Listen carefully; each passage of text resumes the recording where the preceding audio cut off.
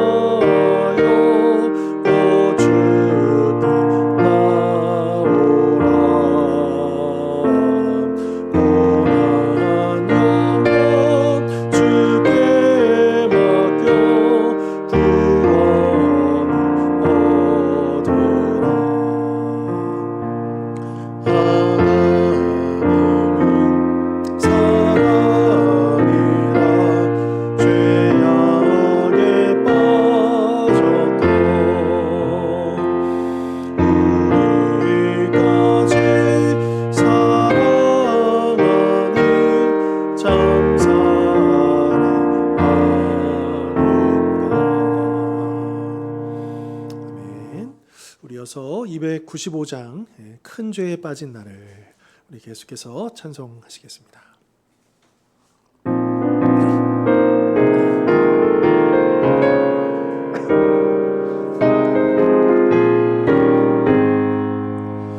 큰 죄에 빠진 나를 주 예수 거치사 그 넓은 품에 다시 품으신 은혜는 저 바다보다 깊고 저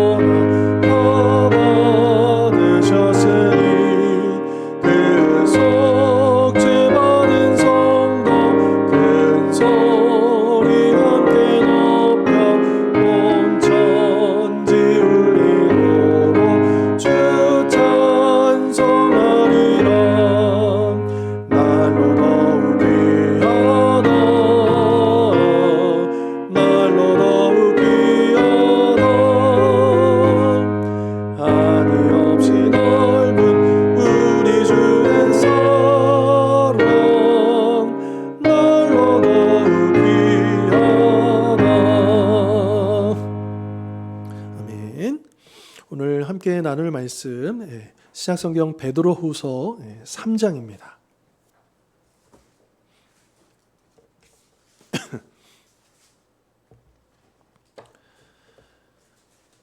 제가 가진 성경으로 신약 386면 베드로후서 3장 1절부터 13절까지 말씀입니다.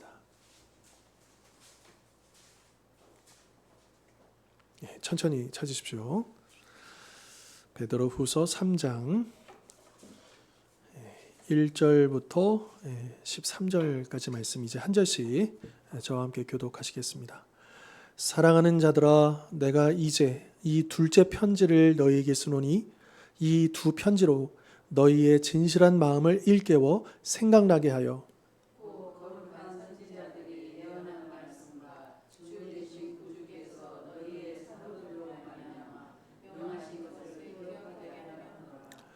먼저 이것을 알지니 말세에 조롱하는 자들이 와서 자기의 정욕을 따라 행하며 조롱하여 이르되 주께서 강림하신다는 약속이 어디 있느냐. 조상들이 산 후로부터 만물이 처음 창조될 때와 같이 그냥 있다니. 이는 하늘이 옛적부터 있는 것과 땅이 물에서 나와 물로 성립된 것도 하나님의 말씀으로 된 것을 그들이 일부러 잊으려 함이로다. 이로 말미암아 그때 세상은 물이 넘침으로 멸망하였으되 이제 하늘과 땅은 그 동일한 말씀으로 불사르기 위하여 보호하신 바 되어 경건하지 아니한 사람들의 심판과 멸망의 날까지 보존하여 두신 것이니라. 사랑하는 자들아, 주께는 하루가 천년 같고 천년이 하루가 같다는 이 한 가지를 잊지 말라. 주의 약속은 어떤 이들이 더디다고 생각하는 것 같이 더딘 것이 아니라 오직 주께서는 너희를 대하여 오래 참으사 아무도 멸망하지 아니하고 다 회개하게 이르기를 원하시느니라. 그러나 주의 날이 그것같이 오리니 그날에는 하늘이 큰 소리로 떠나가고 물질이 뜨거운 불에 끊어지고 땅과 그 중에 있는 모든 일이 드러나리라. 이 모든 것이 이렇게 풀어지리니 너희가 어떠한 사람이 되어야 마땅하냐? 거룩한 행실과 경건함으로 하나님의 날이 임하기를 바라보고 간절히 사모하라. 그날에 하늘이 불에 타서 끊어지고 물질이 뜨거운 불에 녹아지느니라. 같이 읽겠습니다. 우리는 그의 약속대로 의가 있는 곳인 새 하늘과 새 땅을 바라보도다. 아멘. 이제 햄버거 같은 그 패스트푸드점 이렇게 보면 제가 자료를 보니까 작년 기준으로 그 햄버거만 해서 그 시장 규모가요 4조가 넘더라고요. 그 우리나라만 하더라도요. 어마어마하죠. 그 시장이 햄버거 시장이 우리나라 사람들이 그러니까 매출이 4조가 넘는 거잖아요. 1년에 한국 사람들이 햄버거를 사 먹는 돈이 4조를 넘는다니까 어마어마한 금액 아니겠습니까? 그리고 이게 2020년에서 2023년 넘어오는데 거의 2배가 됐다 그래요.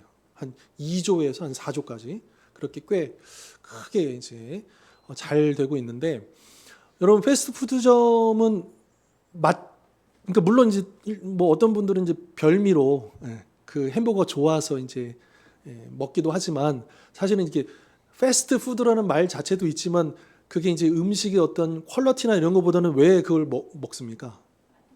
빨리 나오니까 편리하게 먹을 수 있으니까 그 패스트푸드를 찾는 것 아니겠습니까? 그러니까 여기에서 우리가 알 수 있는 건 뭐냐면 오늘날 우리 사람들 특히나 우리 한국 사람들 어때요? 그러니까 이게 이거를 긍정적인 요소로도 사용할 수 있지만 그러나 이게 우리 사람들 우리 한국 사람뿐만 아니라 여전히 전 세계 햄버거집은 잘 되니까요. 그러니까 기본적으로 우리 이 인간 안에는 이제 조급함이라고 하는 게 있다라는 거예요. 기다리지 못하고 빨리 먹어야 되는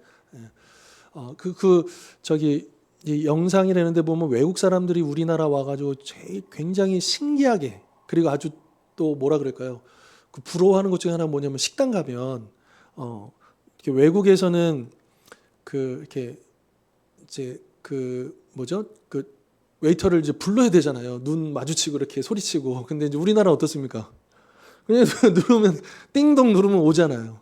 근데 외국엔 그런 게 없다 그래요. 근데 그게 굉장히 신기하대요. 외국 사람들 볼 때는 야, 그거 간단한 건데, 아이디어 간단한 건데 왜 우리는 그런 게 없지? 예, 그렇게 얘기하고 또 이제 그 엘리베이터 보면 우리가 만약에 이제 내가 3층 가는데 잘못 눌렀어요. 4층을요. 그럼 어떻게 합니까? 4층 다시 누르면 취소되잖아요. 그죠? 그리고 3층 다시 누르면 되죠. 근데 외국에는 그게 없대요. 잘못 누르면. 그러니까 이제 영화나 이런 데 가끔씩 보면 드라마에 막 그 사람 골탕 먹이려고 막 1층부터 한 몇 층까지 다 눌러놓고, 우리나라 같으면 그냥 다시 누르면 취소가 되는데 외국에는 그런 게 없는 거예요. 근데 그게 뭐 엄청난 기술은 아닌데도 불구하고 그게 안 된다라고 합니다. 예.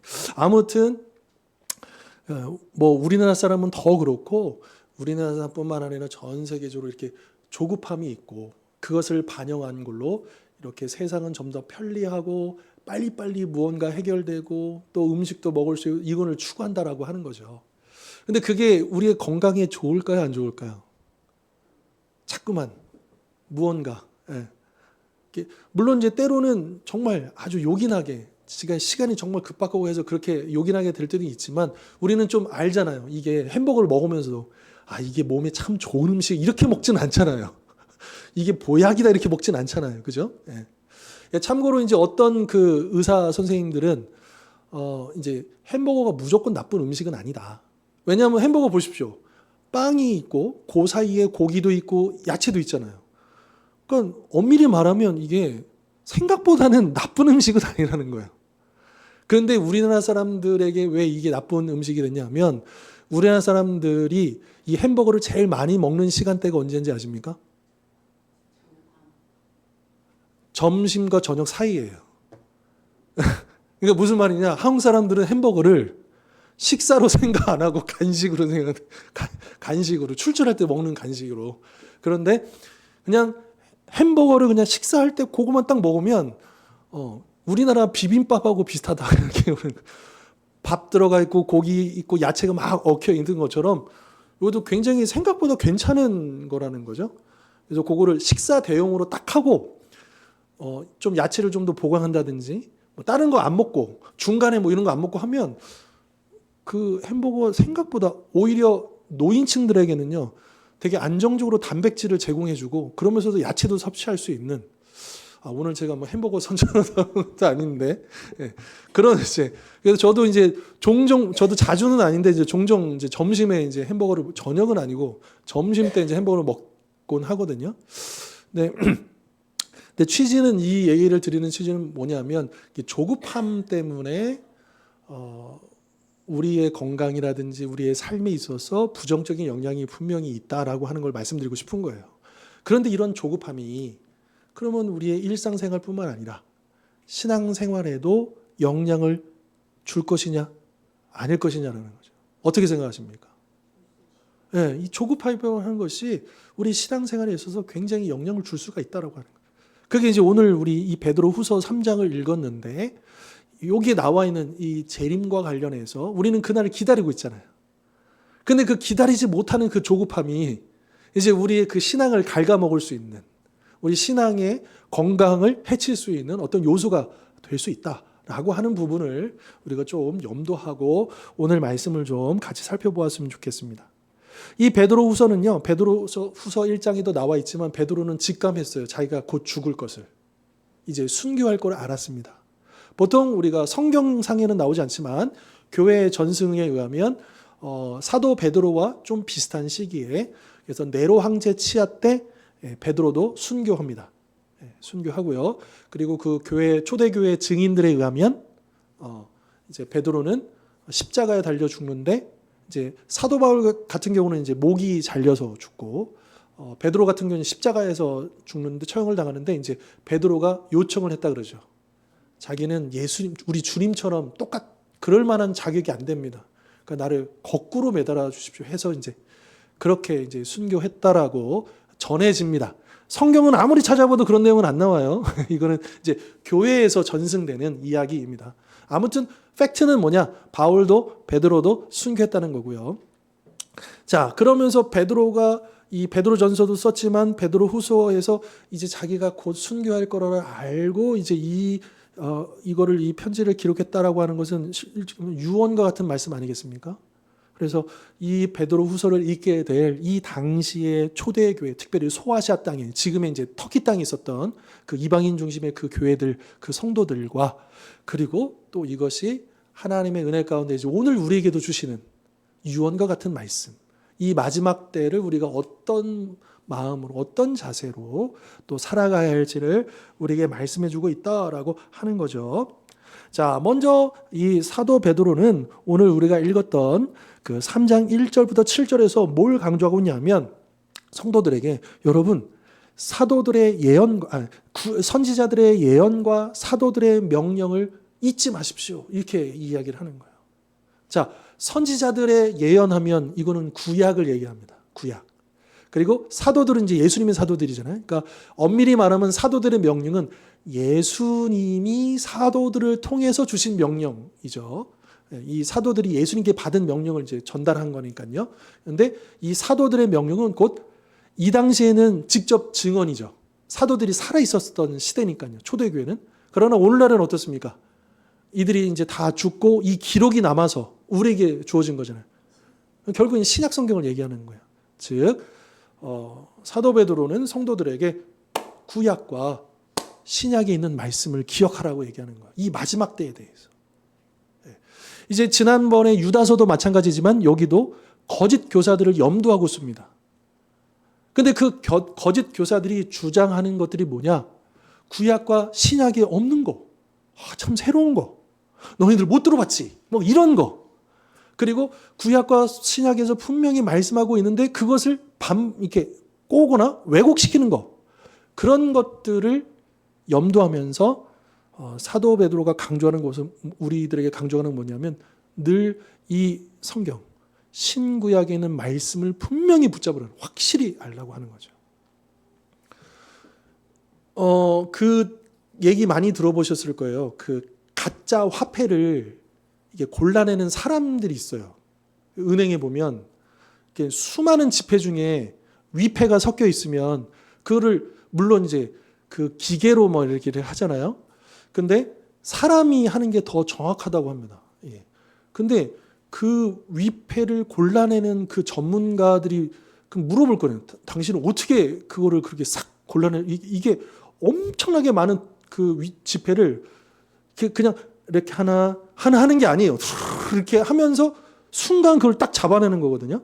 어떻게 그렇게 할 수 있습니까? 하는데 그 비법이 뭐냐? 이 전문가 하는 말이.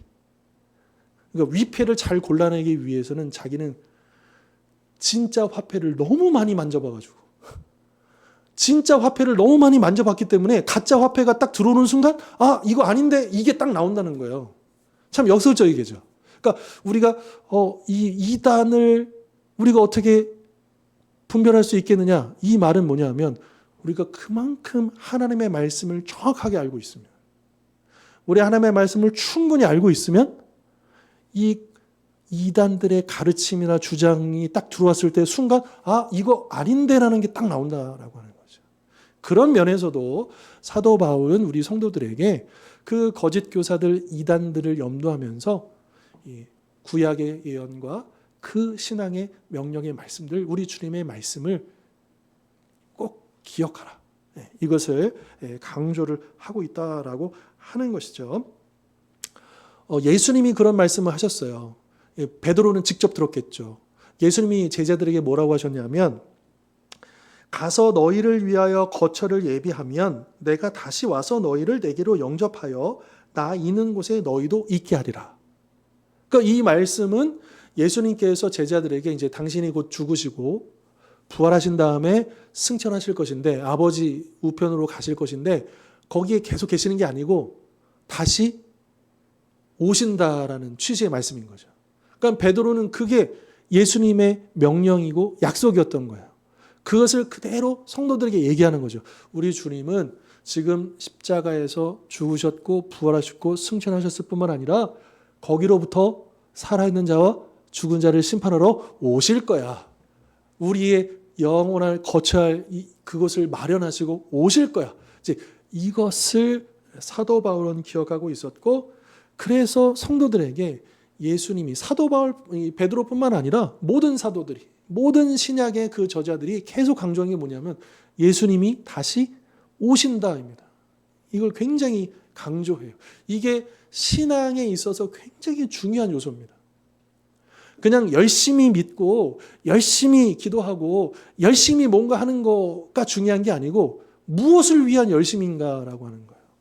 바로 재림을 준비하기 위한, 예수님을 영접하기 위한, 예수님이 다시 오신다라고 하는 이런 전제 조건 속에서 우리의 그 열심이라든지 우리 신앙생의 모든 것들이 거기에 이제 연결되었다는 것을 결코 잊지 않도록 이야기하는 것이고요.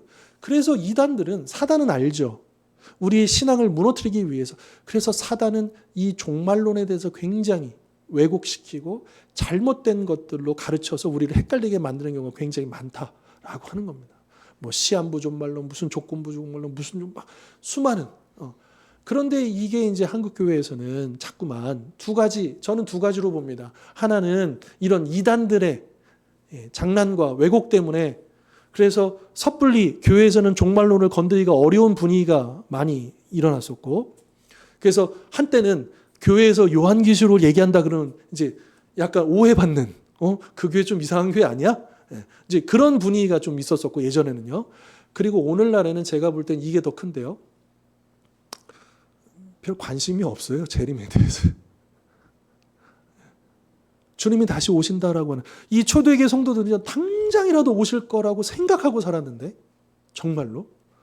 그런데 벌써 예수님 오시겠다고 한 지 2000년이 지났잖아요. 그리고 우리 한국교회 같은 경우는 선교 초기에 선교사님들이 일제시대 때 이제 와가지고 할 때는 아무런 소망이 없잖아요.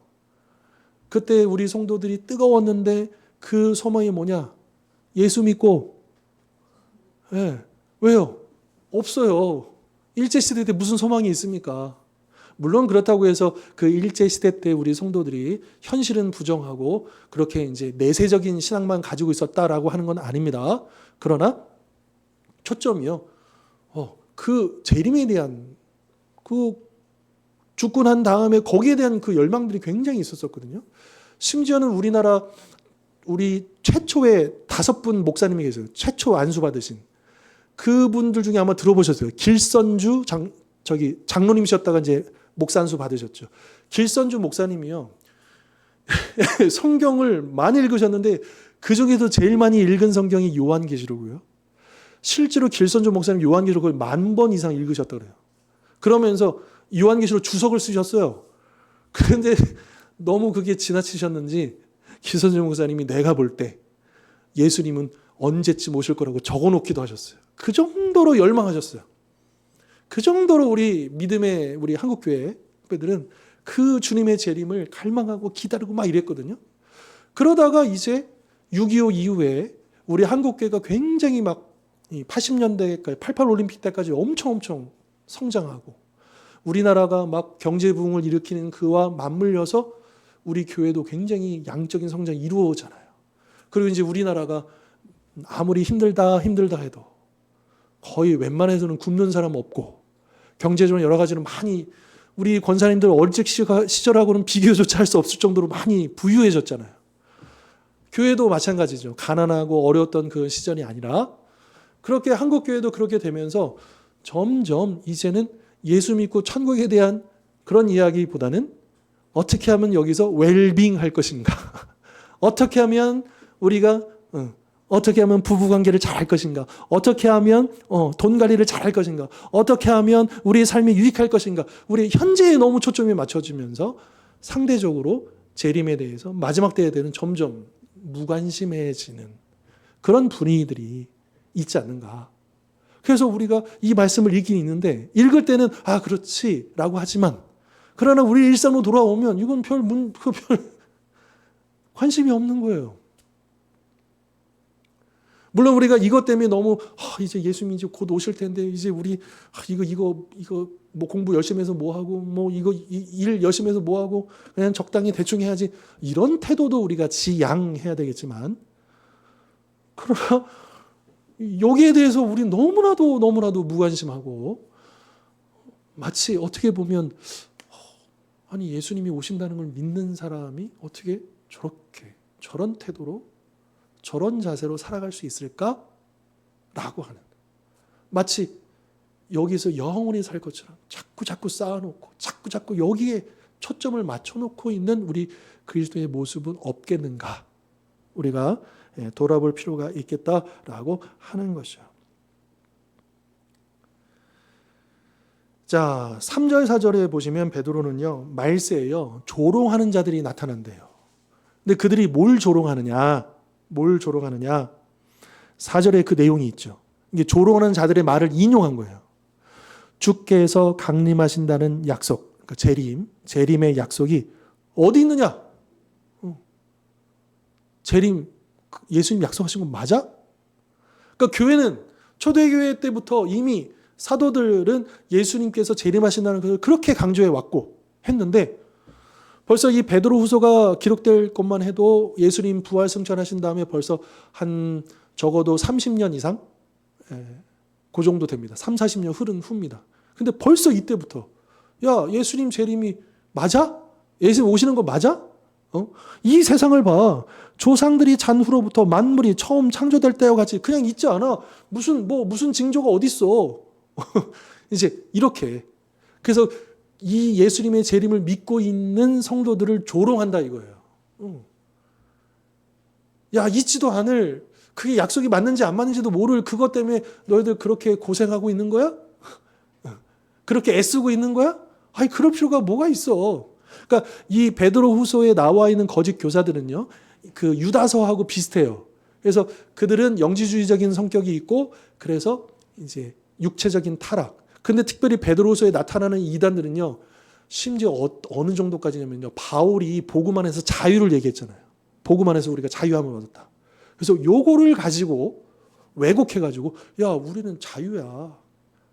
우리가 예수님 믿고 자유를 얻었는데 못 먹을 게 뭐가 있고 못 해볼 게 뭐가 있어. 우리는 복음 안에서 자유니까 마음껏 해. 원하는 대로 해도 돼. 그렇게 못하는 게 바보야. 왜 절제해야 되는데? 왜 조심해야 되는데? 그 재림 이런 거 없고 예수 그리스도를 통해서 우리가 자유만 얻고 우리가 이 땅에서 잘 먹고 잘 살면 되는 거야. 하고 싶은 거 마음대로 해도 되는 거야. 자유야. 왜 복음 안에서 이렇게 갇혀 있어? 그렇게 주장하는 이단들인 거예요. 그러니까 그들이 이제 지금 이 베드로 후서를 받게 되었던 성도들은 다 핍박 중에 있는 거죠. 이 재림의 약속을 믿고 절제하고 인내하고 고난받고 막 있는데 이 사람들은 에이, 어떻게 같이 예수를 믿어도 저렇게 믿냐? 우리처럼 좀 나이스하게 좀 믿지. 좀 이렇게 자유롭게 믿지. 저들은 자유를 모르는 사람들이야. 복음을 모르는, 뭐 이런 식으로 그렇게 조롱을 하게 됐다라고 하는 것이죠. 그러면서 예수님의 재림이 점점 지연되고 있음을 증거 삼아서 이들은 그렇게 조롱을 했다라고 하는 것입니다. 그런데 이 사도 베드로는요, 그들을 향해서 뭐라고 얘기하느냐? 저 거짓 교사들은, 아니 예수님 재림이 어디냐 이렇게 얘기하는 사람들은 어느 시대의 사람들과 같으냐? 노아 시대의 사람들과 같다. 얘기하는 거죠. 6절 보십시오. 그때의 세상은 물이 넘침으로 멸망하였을 때. 요 물이 넘침으로 멸망했을 때는 사실 2장에 이미 나왔어요. 노아 시대 사람들 얘기하는 거예요. 노아 시대 사람들. 당시 사람들은 이제 노아가 하나님의 명령을 받고 방주를 짓기 시작할 무렵부터 그 사람들은 노아를 보면서 어떻게 생각했습니까? 야, 무슨 비가 내린다고, 얼마나 비가 내린다고 저렇게 어마어마한 배를 짓고 난리야. 바보같이. 응? 그렇게 생각하지 않았을까요? 응? 그렇죠. 네. 그래서 이 노아가 전하는 하나님의 경고를 무시하고 하나님의 심판이 올 것을 무시했던 그 사람들은 어떻게 살았느냐? 성경은 뭐라 그러냐? 그들이 특별히 막 살인하고 타락하고 이렇게 표현하지 않아요.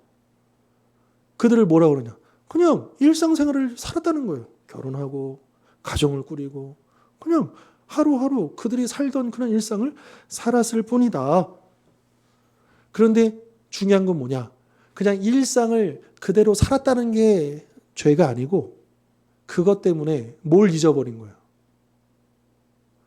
심판이 있을 것.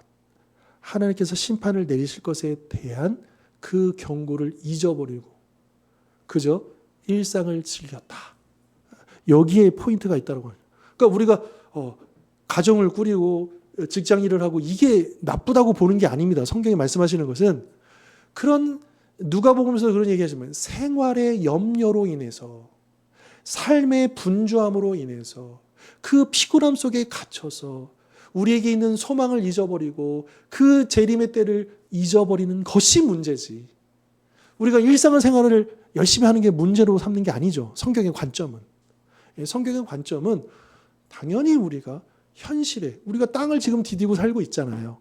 당연히 우리의 현실을 우리는 무시할 수 없습니다. 그러나 그것 때문에 우리가 미래에 있을 주님이 다시 오실 그때를 놓쳐버리면 그게 훨씬 더 무서운 일이다라고 우리에게 경고하고 있다라고 하는 것입니다. 그래서 6절에서 그 노아 시대의 사람들을 이야기하면서 결국 그들이 어떻게 되었냐? 물로 다 심판받지 않았느냐? 그러면 이 마지막 때는 뭘로 심판한다는 거예요? 7절. 뭘로요? 이제 남아있는 건 불로 심판하실 것이다. 네. 불로 심판하실 것이 남아있다라고 이야기하는 거죠. 학자들에 따라, 성경 학자들에 따라서는 좀 그 기간이 다르긴 하는데, 이 노아 방주를 짓는 시간이 120년이다, 100년이다, 막 이래요. 그런데 그게 시간이 중요한 게 아니고 상당히 긴 기간이었습니다. 분명히 하나님께서 물로 심판할 거야, 이 죄에 대해서 심판할 거야 말씀하신 다음에 바로 심판을 시행하신 게 아니고 생각보다 긴 시간을 기다리셨다는 데 포인트가 있는 거거든요. 근데 그들은 그것을 무시하고 그것을 멸시하면서 삶을 즐기다가 결국에는 심판을 받았다. 그러면서 베드로는 뭘 강조하느냐? 그게 100년이 됐건 200년이 됐건 하나님은 반드시 약속하신 것을 지키신다. 요거로 강조하는 거예요. 그리고 여러분 심판 얘기하면 항상 따라오는 거. 그 심판 중에 당신의 백성들을 어떻게 하셔요? 구원하시는 거예요. 여러분 노아 홍수 때도 세상은 심판하지만 누구는 구원하셔요? 노아의 가족들은 당신의 백성들은 구원하시잖아요. 소돔과 고모라가 심판받지만 거기서 누구는 구원하셔요? 네, 아브라함의 조카를 구원하시잖아요. 그러니까 요거는 뭘 보여주냐면 이 세상의 심판에 대해서 얘기한다는 것을 우리를 두려워하라는 게 아니고 하나님께서 우리를 구원하신다는 얘기로 들어도 된다는 거죠. 그걸 동시에 우리가 들을 줄 알아야 된다라고 하는 것입니다. 이제 곧 주님이 오실 거야. 그리고 다 하나같이 다 드러날 거야 라고 하는 것이죠. 자, 그러면요. 이 재림이 정말 있는 거 맞아? 이거를 조롱하는 사람들을 대항해서 베드로는 맞다라고 얘기했잖아요. 분명히 오신다라고. 하나님은 약속을 지키실 거야. 그러면 이 당시의 교회 성도들은 이런 질문을 던질 수도 있는 거예요. 그래, 우리 믿어요. 믿습니다. 그럼 언제요? 언제 오십니까? 그렇게 질문할 수 있잖아요. 언제 오실까요? 여러분 궁금하지 않으십니까? 예수님이 언제 오실지? 우리 교회 역사를 보면 예수님이 언제 오실지 거기에 시험 들어가지고 몇 날 그런 이단들도 많았잖아요. 그리고 이단들 중에는 예수님의 그 재림이 아닌 이제 세상의 종말을 얘기하다가 그 안식일 교회 창시자도 그랬고요. 지금 하나님의 교회라고 하는 옛날에는 안상홍 증인회였죠. 안증회라고. 그 안상홍 거기는 찬송가에도 안상홍님을 찬송하죠. 거기가 아버지 하나님이니까 안상홍님이.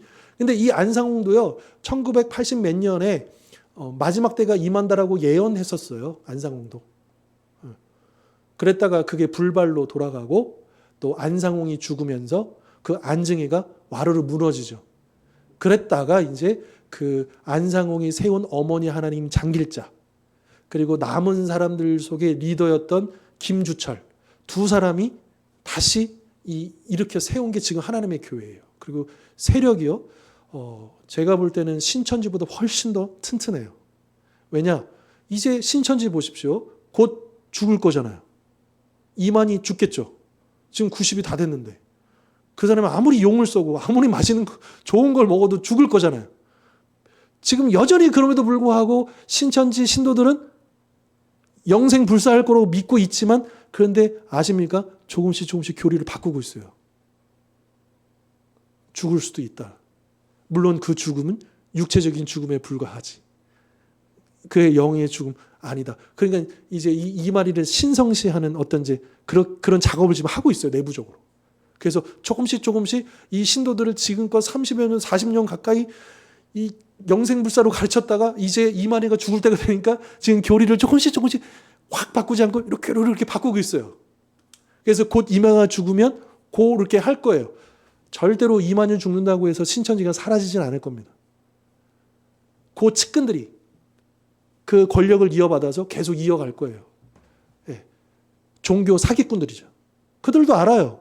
이만희가 그분이 아니라는 거 알아요. 사기치고 있는 거예요. 예. 자, 아무튼 그러면 언제 오십니까? 언제일까요? 궁금하잖아요. 거기에 대해서. 그런데 왜 이렇게 더딘 것 같죠? 왜 예수님은 안 오시는 것 같죠? 너무너무 우리가 기다리기는 너무 긴데요. 우리 입장에서 벌써 2000년이나 기다렸는데요. 왜 빨리 안 오시고 2000년이 지났는데 왜 안 오십니까? 이런 질문 가능할 수 있잖아요. 뭐 우리가 믿음이 없어서가 아니라 믿는데 왜 예수님은 이렇게 우리의 관점에서 보면 왜 이렇게 더디 오시는 것처럼 늦어지는 걸까요? 지연되는 걸까요? 이렇게 물어볼 수 있잖아요. 자, 그랬을 때 8절 9절 한번 읽어볼까요? 8절 9절 8절 읽겠습니다. 8절 사랑하는 자라 시작.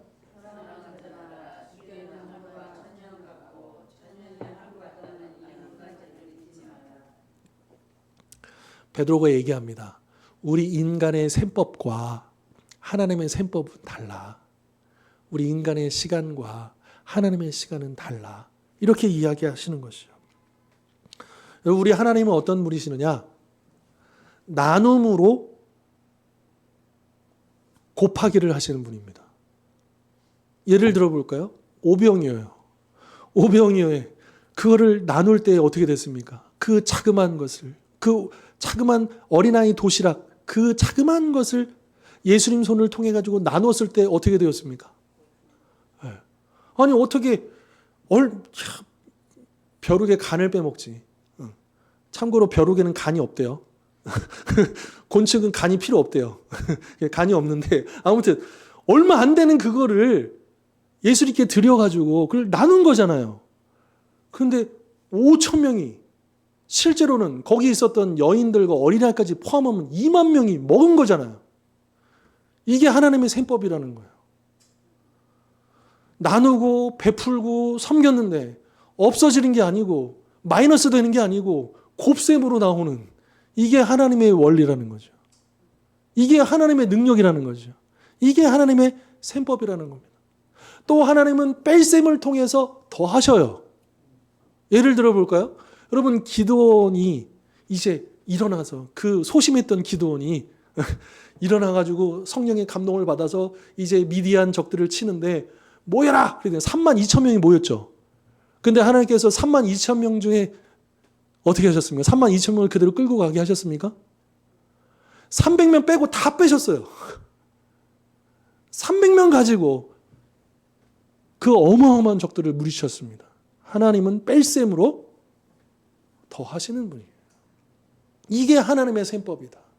하나님의 원리다. 그런데 우리 이거 이해가 안 되잖아요. 아니 그게 나눴는데 그게 어떻게 그렇게 곱셈이 되는 것이고 32,000명 중에 그 대부분의 사람들을 다 뺐는데 이게 어떻게 더하기가 되는 것이냐. 이길 수가 있는 것이냐. 말이 안 된다. 그런데 하나님에게는 이게 하등의 문제가 될 게 없고 하나님은 그렇게 역사하시는 분이다라고 하는 것이죠. 하나님은요, 우리가 원하시는 시간, 우리가 기대하는 때에 역사하시는 분이 아닙니다. 우리가 아무리 떼쓰고 뭐 해도 하나님의 약속을 좌지우지할 수가 없습니다. 그 날짜를 바꿀 수도 없어요. 그리고 또한 하나님은 서두르시지도 않으시고 항상 완벽한 때에 이루십니다. 여러분 믿으십니까? 여러분 우리는 다 조마조마하고 빨리 오셨으면 하고 왜 이런 막 이러지만 그러나 하나님은 우리처럼 조바심에 충동심에 막 이렇게 하시는 분이 아니고 하나님은 모든 걸 다 계획하시고 모든 걸 다 세팅해 놓으셨기 때문에 하나님의 시간표에 따라서 그것도 정확하게 우리가 원하는 시간이 아니라 하나님이 정해놓으신 시간, 가장 최선의 시간에 역사하시고 응답하신다라고 하는 겁니다. 재림뿐만 아니라 여러분 우리가 기도하고 있는 제목들도 있잖아요. 그것도 마찬가지로 우리는 하나님 빨리요. 빨리 응답해 주세요. 이거 빨리 해결해 주세요. 이거 빨리 해야 됩니다. 라고 우리는 구할 수 있지만 그렇게 구하지 말라는 게 아니라 우리 하나님 앞에서 그렇게 구해야 할 수밖에 없죠. 하나님 저 힘들어요. 어려워요. 또 빨리 이렇게 되었으면 좋겠습니다. 우리는 그렇게 구할 수 있습니다. 그러나 동시에 그런 믿음을 놓치면 안 돼요. 하나님은 하나님의 때에 역사하신다. 라고 하는 것을 우리는 동시에 가지고 있어야 한다라고 하는 거죠. 하나님은요. 시작도 하시기 전에 끝을 아시는 분이에요. 정확한 때를 알고 계시는 분이에요. 우리에게 있어서 언제 가장 좋은지를 알고 계시는 분이에요. 그러니까 조바심을 갖지 말라라고 하는 거예요. 염려하지 말라라고 하는 거예요. 그 하나님을 믿으라는 거예요. 그러니까 이거는 믿음의 문제로 가야 합니다. 그러니까 우리 안에 그렇게 조바심이 찾아올 때, 두려움이 찾아올 때 하나님을 바라봐야죠. 우리 하나님이 어떤 분이신가? 하나님은 시작도 하기 전부터 끝을 다 알고 계시는 분이다. 그리고 하나님은 하나 해보시고 그 다음 결과에 따라서 거기에 이렇게 거기에 대응하시는 분이 아니고요.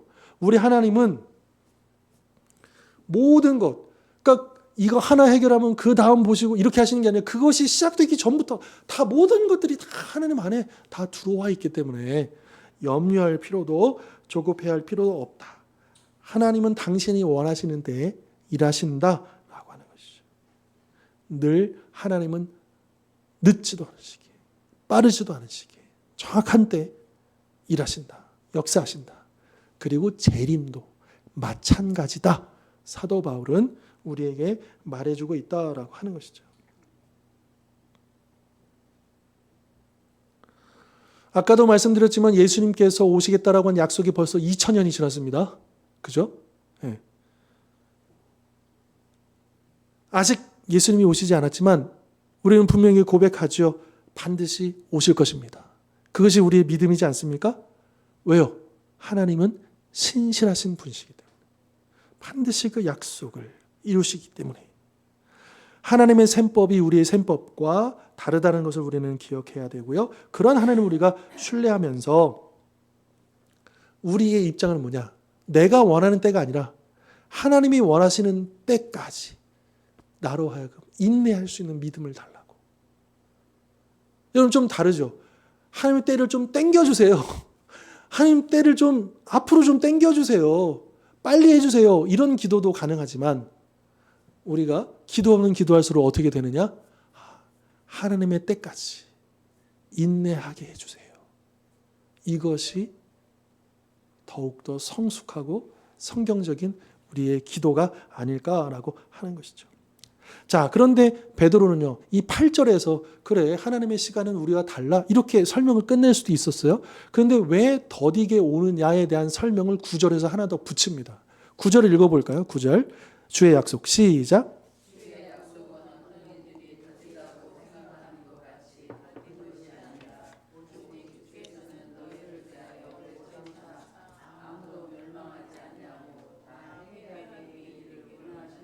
아멘. 더딘 이유가 있다라는 거예요. 뭐 때문에 더디게 오신다는 거예요? 주께서는 너희를 대하여 오래 참으셔요. 왜요? 아무도 멸망하지 아니하고 다 회개하게 이르기를 원하시기 때문이죠. 무슨 말이냐?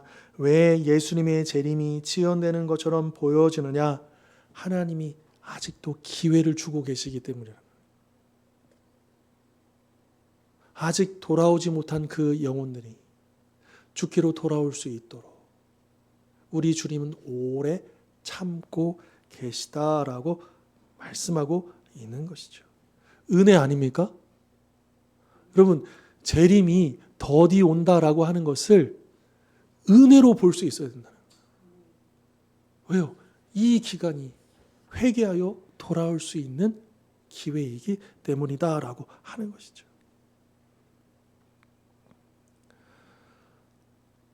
여호수아 때 그 여리고성 전투에 보면 라합이 구원을 받잖아요. 근데 가만히 생각해 보십시오. 라합하고 약속했어요. 무슨 약속을 했냐면 너네 집에 창가에다가 빨간 줄을 매달아 놓고 그 집안에 라합 너가 가족이든 누구든 다 거기에 모아 놓으면 그 집안에 모아진 사람들은 다 구원받게 될 거를 약속했어요. 그죠? 그런데 이 라합이 그 믿음을 가지고 성경에 나오지 않지만 굉장히 애를 썼겠죠. 일단은 자기 가족부터 시작해서 가까이 있는 이웃들까지 이르러서 이 사실을 알리고 어서 우리 집으로 오세요. 우리 집 안에 있으면 이제 우리는 죽지 않고 살아남을 수 있습니다. 하지 않았겠습니까? 거기에 얼마나 많은 사람들이 모였는지는 모르겠어요. 그런데 그 라합이 동분서주하면서 한 사람에서 더 살리려고 그렇게 애를 쓰는 시간이 필요했겠죠. 바로 그 시간이 여러분 하나님께서 여호수아에게 한 바퀴 돌고 7일 동안 그렇게 돌게 하신 이유다라고 하는 기다리시는 시간. 이미 여리고에는 심판이 선포됐지만 그러나 하나님께서 바로 여리고를 심판하지 아니하시고 일주일 동안. 그래서 이 라합을 통해서도 그리고 그 이스라엘 민족이 한 바퀴 돌고 또 한 바퀴 돌고 아무것도 하지 아니하고 이런 긴장감 속에서 여리고 사람들로 하여금 회개할 수 있는 기회를 주고 계셨다라고 하는 것을 우리는 기억해야죠. 아까 언급했던 노아 시대의 그 사람들도 100년이건 120년이건 아무튼 그 오랜 시간을 하나님께서는 기다리신 거예요. 그 노아 시대의 사람들이 만약에 노아의 그 가족들 외에도 하나님의 그 심판의 경고를 믿고 그 방주로 달려왔다면 그 사람들을 하나님께서 살리셨을까요? 안 살리셨을까요? 당연히 살리시죠.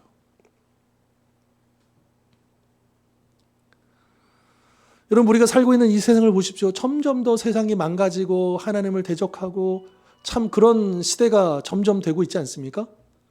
그러면 빨리 좀 심판해 주시고 빨리 좀 정리해 주시고 우리 주님 빨리 오셨으면 좋겠다 이런 심정이잖아요. 그런데 거기에는 하나님의 이 마음이 들어있다. 이 악한 세상마저도 저 악한 영혼마저도 그 한 영혼까지 더 구원하시기를 원하시는 그런 아버지의 마음이 그때를 지연시키는 것처럼 그래서 기다리고 오랫동안 기다리고 계시다라고 하는 것이죠. 그만큼 우리 하나님의 인자하심이 오래 참으심이 그 은혜가 그 궁일하심이 풍성하기 때문에 지금 이 재림의 시기가 당장 임하지 않고 더디 오는 것처럼 보여진다. 그래서 우리는 그것을 기회로 삼아야 된다. 무슨 기회로 삼아요? 아버지의 마음을 따라서 저 한 영혼을 복음을 전하고 그들을 섬기고 그들을 주님께로 인도할 수 있는 기회로 삼을 수 있어야 한다라고 하는 것이죠. 자, 그리고 마지막 10절로 13절에서 사도 베드로는 무엇을 강조하냐면 그러면 좋다. 우리 기다리는 거잖아요. 재림의 시간을. 그러면 이 재림의 시간을 그냥 할 일 없이 마냥 기다리는 게 아니다. 우리가 기다리는 동안에 이렇게 우리가 기다려야 된다라고 사도 베드로는 강조하고 있는 거죠. 11절 보시면 이 모든 것이 이렇게 풀어지니 그러니까 이 세상의 마지막 때가 오면 베드로가 우선 강조하는 건 이거예요. 아무도 모를 수가 없다는 거예요. 우선 도둑같이 임하시기 때문에 우리가 준비되어 있지 않으면 그러니까 아무도 그때와 그 시기를 알 수 없잖아요. 그렇게 오시는 게 맞아요. 그런데 그분이 오시면 다 한다는 거예요. 부인할 수 없을 정도로 다 한다는 거예요. 왜? 모든 것이 다 풀어져서 다 드러날 것이기 때문에. 그렇기 때문에 11절에서 너희가 어떠한 사람이 되어야 마땅하겠느냐? 어떻게 하라는 거예요? 거룩한 행실과 경건함으로 12절 하나님의 날이 임하기를 바라보고 간절히 사모하라. 이게 바로 재림을 기다리는 성도들의 모습이어야 한다라고 하는 것이죠.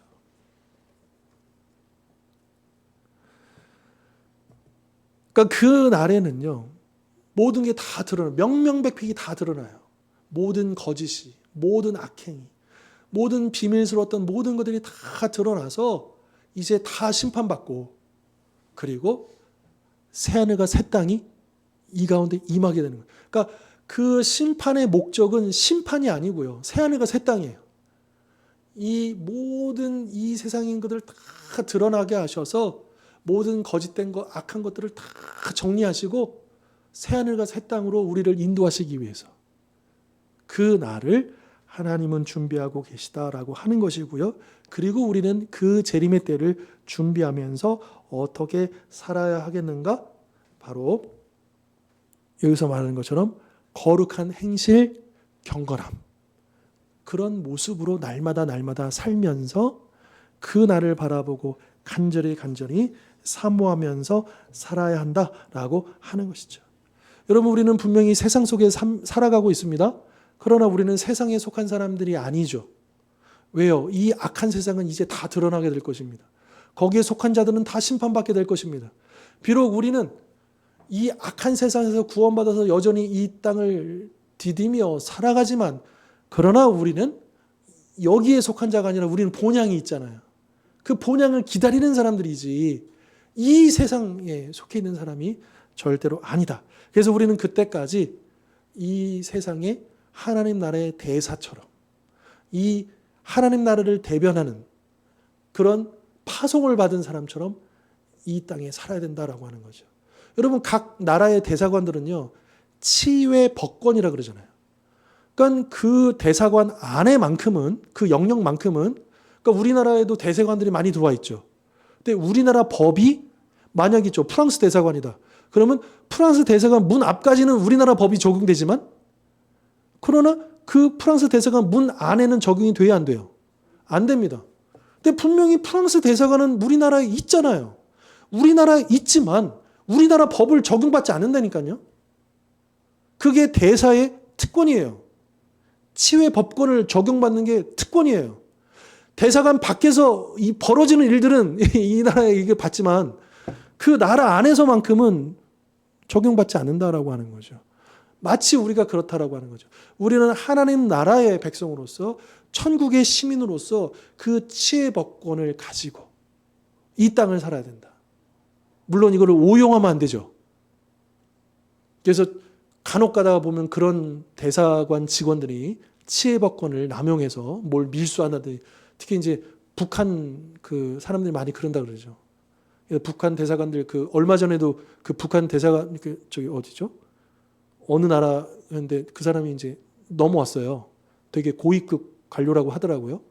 그 저기 태영호 공사 그 사람 이후로 되게 직급이 굉장히 높은 사람인데, 그 사람도 결국에 이제 넘어왔는데, 그 북한에 있는 각 나라에 있는, 북한도 생각보다 많은 대사관들이 있습니다. 전 세계에. 거기 사람들이 뭐 하겠어, 그 사람들이.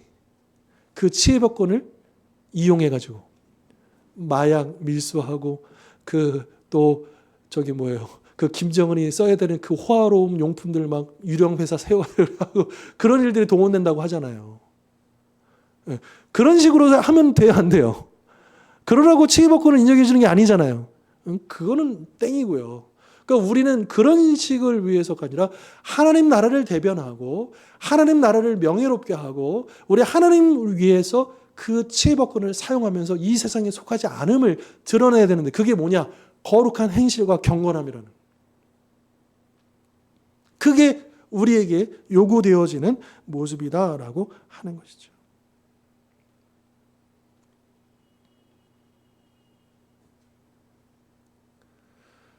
그래서 우리는 지금 보고 있는 현실이 이렇게 악하고 무너져가고 이 엉망진창인 이 세상 가운데서 우리가 때로는 낙심하기도 하고 우리가 영령도 받기도 하지만, 그러나 분명한 사실은 이제 곧 주님이 오시면 우리가 그렇게 거룩한 행실과 경건함으로 지키고 있던 이 삶이 조롱받았던 그 삶이, 비난받았던 그 삶이 바보와 같이 여겨졌던 세상 사람들을 볼 때는요, 그런 삶이 이제 명백하게 드러날 그때가 오래라는 것을 여러분 믿으십니까?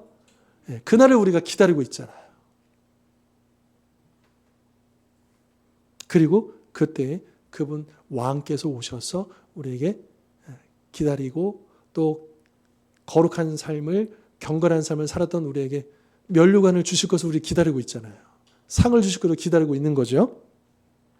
자, 결론입니다. 제가 한번 읽어드릴게요. 기다리면 반드시 올 것을 알면서도 인내하며 기다리기란 정말 어렵습니다. 더욱이 그저 하나님이 약속을 이루어 주시기를 기다리는 것이 우리의 목표가 아닙니다. 그냥 기다리기만 하는 게 우리의 목표가 아니라는 거예요. 우리는 기다리면서 시간을 최대한 활용해야 합니다. 기다리는 동안에 주님의 목적에 따라 하나님의 사역에 동참해야 합니다. 언젠가 예수님이 우리를 위해 다시 오실 때 잘못된 모든 것을 바로 잡으시라는 것을 알기에 우리에게는 소망이 있습니다. 그와 동시에 예수님이 아직 오시지 않은 매일의 삶은 다른 이들에게 복음을 전해야 하는 시간임을, 기회임을 우리는 알아야 합니다. 그것이 우리의 목표입니다. 그러므로 오늘 우리는 과연 어떻게 살아야 하겠습니까?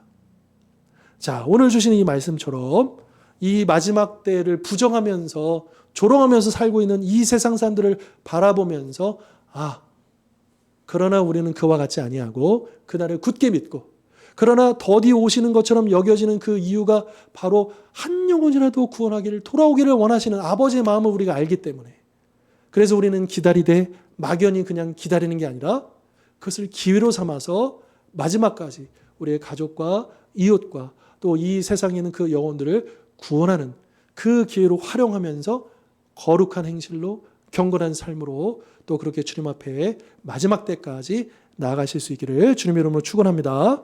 우리 이 시간 한 1, 2분 정도 주신 말씀 붙잡고 기도했으면 좋겠습니다. 하나님, 다시 한 번 더 이 마지막 때를 기억하게 하시고 깨어있게 하시고 또 이 약속을 굳게 믿으면서 거룩한 행실로, 경건한 삶으로 또 복음을 증거하는 기회로 삼을 수 있는 저희들의 삶이 되게 하여 주시옵소서. 우리 간절한 마음 모아 1, 2분 정도 기도하고 제가 마무리하겠습니다. 함께 기도하시겠습니다.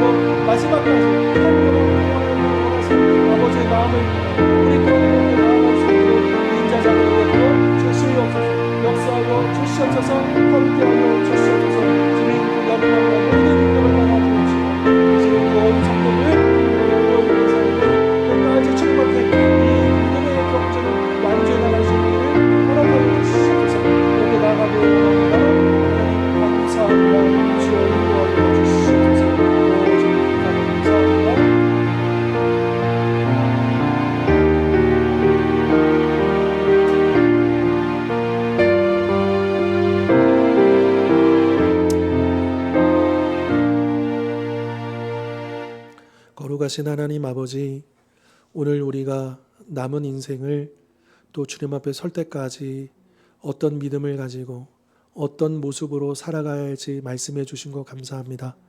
이 세상은 점점 더 악해져 가고 무너져 가고 있는데, 또한 주님의 재림을 비웃고 조롱하며 무시하며 무관심하는 이 악한 세대 속에서 저희들 우리의 그 믿음을 결코 놓치지 않게 하여 주옵소서. 구약의 예언과 또 신약의 명령의 그 말씀을 굳게 붙잡고 재림의 소망을 붙잡고 나아가는 저희들 되게 하여 주옵소서. 또한 그 재림을 기다리되 그냥 막연히 기다리는 것이 아니라 이제 그것이 기회인 줄 알고 또 하나님께서 베풀어 주신 은혜의 시간인 줄 알고 마지막까지 우리의 가족과 이웃과 이 세상의 그 영혼 구원을 위하여 애쓰며 헌신하는 우리의 삶이 되게 하여 주시옵소서. 우리는 명예로운 하나님 나라의 대사들입니다. 그러하게 이 악한 세상을 향하여 거룩한 행실과 경건한 삶으로 하나님 나라를 보여주고 예수님의 향기를 드러내야 할 사명이 있습니다. 하나님, 이 악한 세상 속에서 이제 소돔과 고모라 가운데 그 의로운 도시, 그 하나님의 그 믿음을 지켰던 것처럼 저희들도 그 믿음을 지켜 나아갈 수 있도록 인도하여 주시옵소서. 감사드리옵고 거룩하신 예수 그리스도의 이름으로 기도하옵나이다. 아멘. 이제는 우리 주 예수 그리스도의 십자가의 은혜와 하나님 아버지의 영원하신 사랑과 보혜사 성령님의 하나 되게 하심의 역사가 오늘 주신 말씀처럼 주님의 재림을 간절히 사모하고 기다리되 그때까지 마지막까지 거룩한 행실과 경건한 삶으로 이 복음을 증거하고 마지막까지 한 영혼 구원하기 위해 애쓰며 쓰임받기를 소원하는 우리 모든 하나님의 백성들 머리 위에 영원토록 함께 하옵시기를 간절히 축원하옵나이다. 아멘.